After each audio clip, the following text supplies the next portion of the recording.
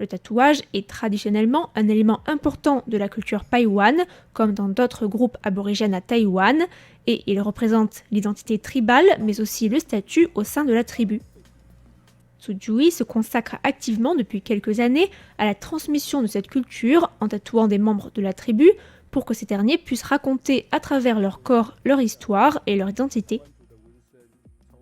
Tzu s'est intéressé jeune à l'art du tatouage et en a fait son métier.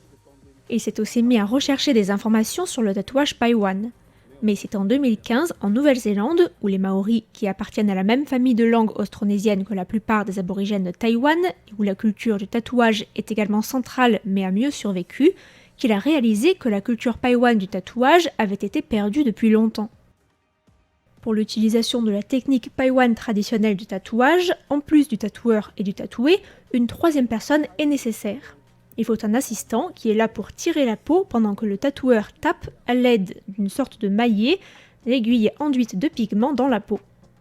Traditionnellement, les Paiwan utilisaient, avant la généralisation des aiguilles en acier inoxydable, des épines de pamplemoussier ou encore des os de sambar ou de cochon taillés et attachés avec du fil. Alors, comment faire revivre une technique longtemps oubliée et délaissée ? Comment retrouver ce savoir-faire qui concerne aussi bien la technique mais aussi la fabrication des outils ? Tzu explique s'être beaucoup documenté en cherchant de la littérature sur le sujet, mais aussi en rencontrant et en échangeant avec des tatoueurs de culture austronésienne. Il a donc fallu notamment apprendre les motifs traditionnels et leur signification.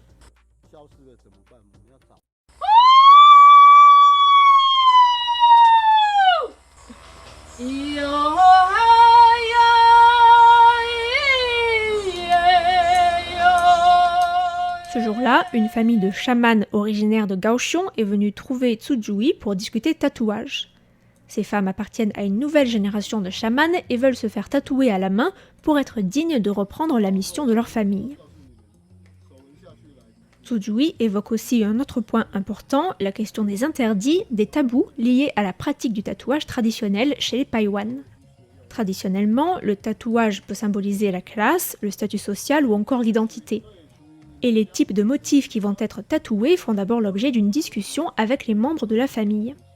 Mais traditionnellement, tout ce processus pouvait durer 2 ou 3 ans. En plus de son activité de tatoueur, Tzu prend aussi plaisir à enseigner et à transmettre son savoir-faire à d'autres groupes aborigènes. Il souhaite aussi que chaque tribu aborigène de Taïwan puisse retrouver ses propres motifs. Et Tzu se rend régulièrement sur des campus ou à différentes activités pour faire des démonstrations de son art. Mais aussi bien que ce titre est un honneur, être l'unique tatoueur traditionnel de Taïwan fait qu'il incombe à Tzu une lourde responsabilité, celle de transmettre.